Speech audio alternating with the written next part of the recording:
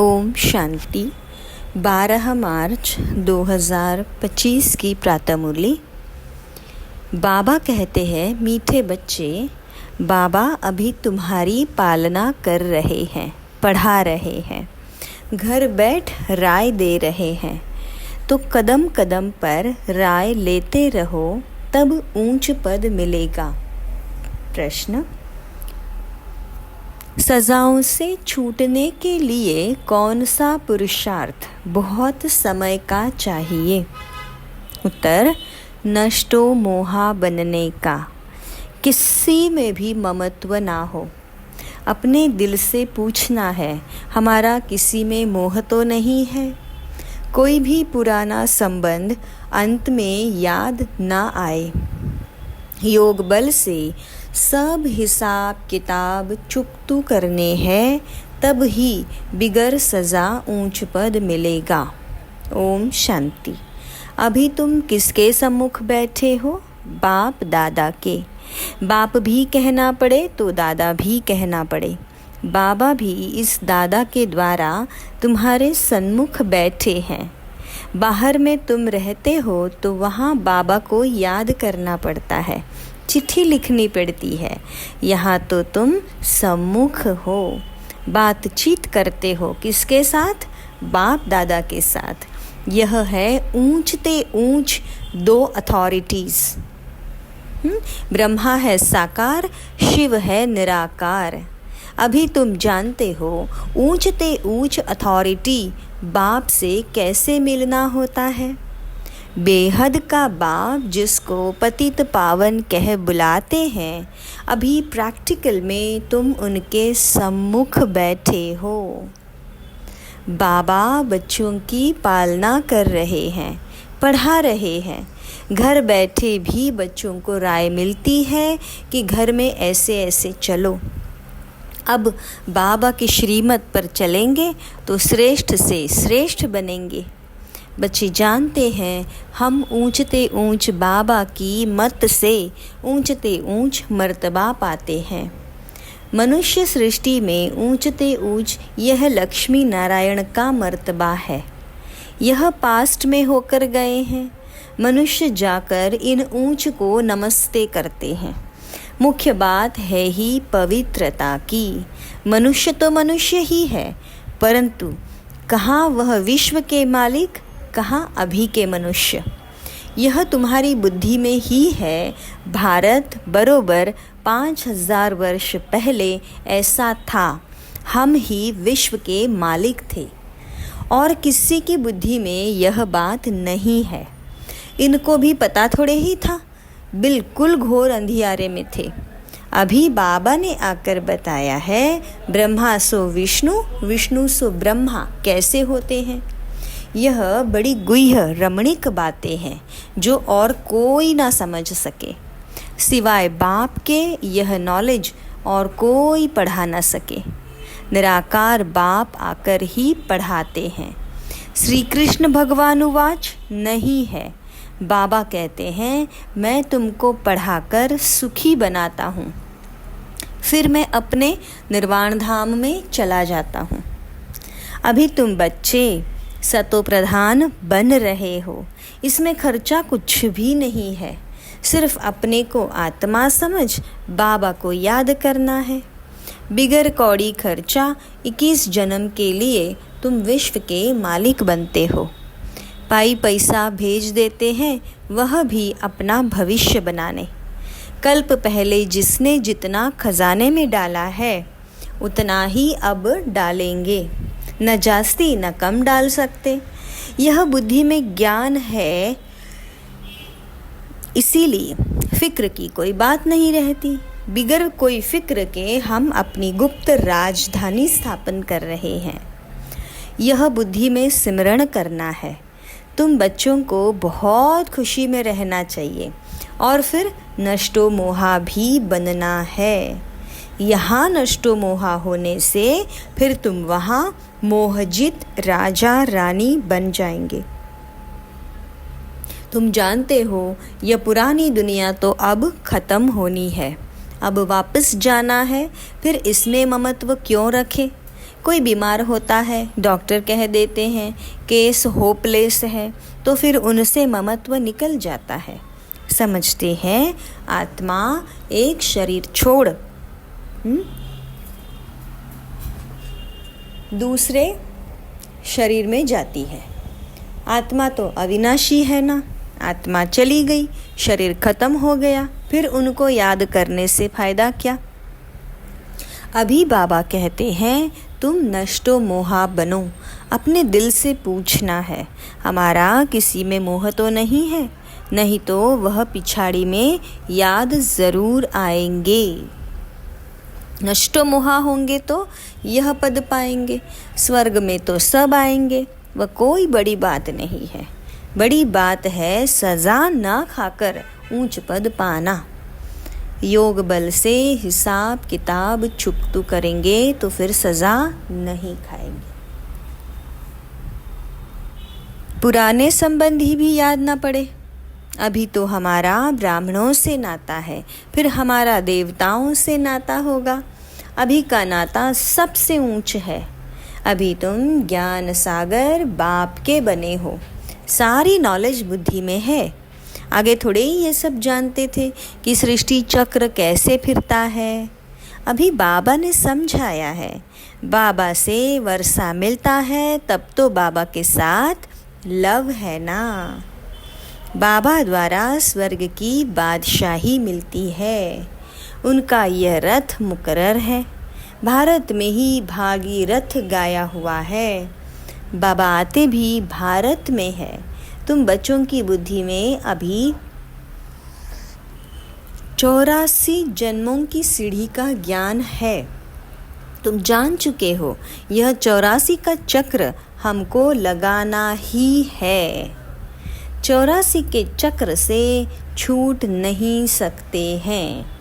तुम जानते हो कि सीढ़ी उतरने में बहुत टाइम लगता है, चढ़ने में सिर्फ यह एक अंतिम जन्म लगता है।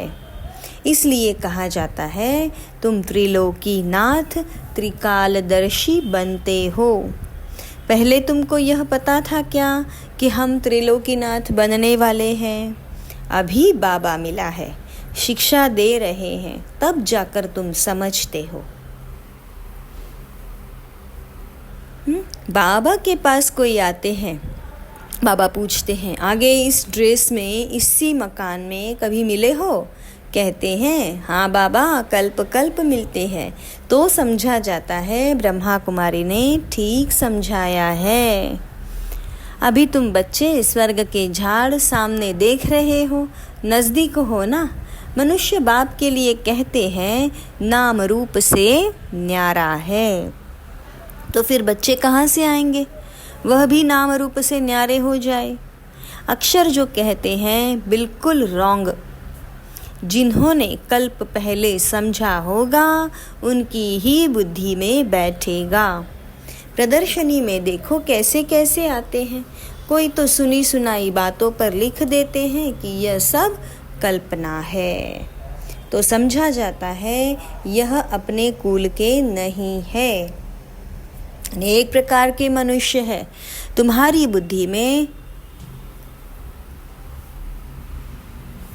सारा झाड़ ड्रामा 84 का चक्र आ गया है। अभी पुरुषार्थ करना है, वह भी ड्रामा अनुसार ही होता है। ड्रामा में सब नूंद है।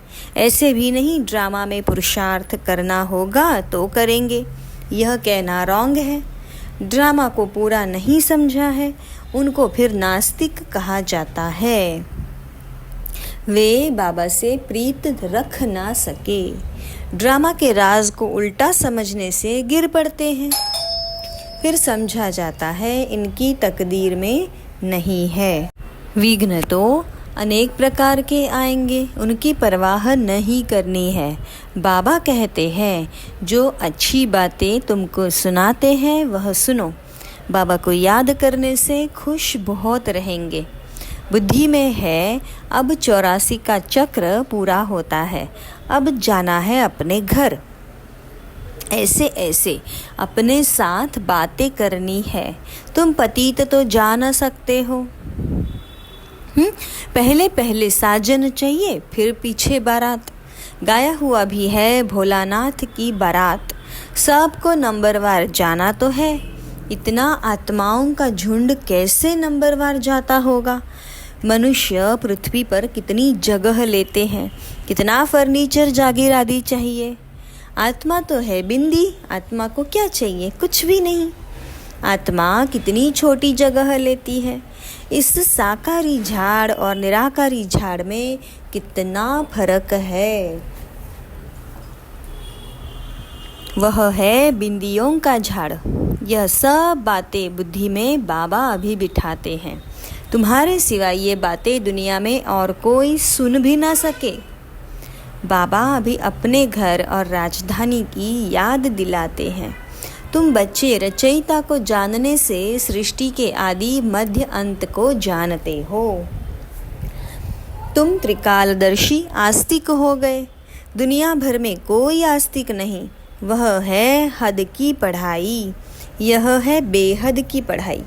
वह अनेक टीचर्स पढ़ाने वाले, यह एक टीचर पढ़ाने वाला, जो फिर वंडरफुल है। यह बाप भी है, टीचर भी है, तू गुरु भी है। यह टीचर तो सारे वर्ल्ड का है, परंतु सबको पढ़ना नहीं है। बाबा को सभी जान जाए तो बहुत भागे बाप दादा को देखने के लिए। Great great grand father Adam में बाबा आया है तो एकदम भाग आए। बाबा की प्रत्यक्षता तब होती है जब लड़ाई शुरू होती है, फिर कोई आ भी ना सकते हैं। तुम जानते हो अनेक धर्मों का विनाश भी होना है। पहले पहले एक भारत ही था और कोई खंड नहीं था। अभी तुम्हारी बुद्धि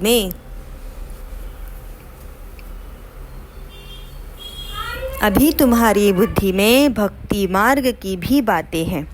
बुद्धि से कोई भूल थोड़े ही जाता है, परंतु याद रहते हुए भी यह ज्ञान है भक्ति का पाठ पूरा हुआ, अब तो हमको वापस जाना है। इस दुनिया में रहना नहीं है। घर जाने लिए तो खुशी होनी चाहिए ना। तुम बच्चों को समझाया है, तुम्हारी अब वानप्रस्थ अवस्था है। तुम 2 पैसे इस राजधानी स्थापन करने में लगाते हो, वह भी जो करते हो हूबहू कल्प पहले मिसल। तुम भी हूबहू कल्प पहले वाले हो। तुम कहते हो बाबा आप भी कल्प पहले वाले हो। हम कल्प कल्प बाबा से पढ़ते हैं। श्रीमत पर चल श्रेष्ठ बनना है। यह बातें और कोई की बुद्धि में नहीं होंगी। तुमको यह खुशी है कि हम अपनी राजधानी स्थापन कर रहे हैं श्रीमत पर। बाप सिर्फ कहते हैं पवित्र बनो। तुम पवित्र बनेंगे तो सारी दुनिया पवित्र बनेगी। सब वापस चले जाएंगे। बाकी और बातों की तो हम फिक्र ही क्यों करें। कैसे सजा खाएंगे, क्या होगा, इसमें हमारा क्या जाता है। हमको अपना फिक्र करना है और धर्म वालों की बातों में हम क्यों जाए। हम हैं आदि सनातन देवी देवता धर्म के। वास्तव में इनका नाम भारत है, फिर हिंदुस्तान नाम रख दिया है। हिंदू कोई धर्म है ही नहीं। हम लिखते हैं कि हम देवता धर्म के हैं तो वह भी हिंदू लिख देते हैं, क्योंकि जानते ही नहीं कि देवी देवता धर्म कब था। कोई भी नहीं समझते हैं। अभी इतने बीके हैं। यह तो फैमिली हो गई ना, घर हो गया ना। ब्रह्मा तो है प्रजापिता, सबका ग्रेट ग्रेट ग्रैंडफादर। पहले पहले तुम ब्राह्मण बनते हो, फिर वर्णों में आते हो। तुम्हारा यह कॉलेज अथवा यूनिवर्सिटी भी है, हॉस्पिटल भी है। गाया जाता है ज्ञान अंजन सतगुरु दिया अज्ञान अंधेर विनाश।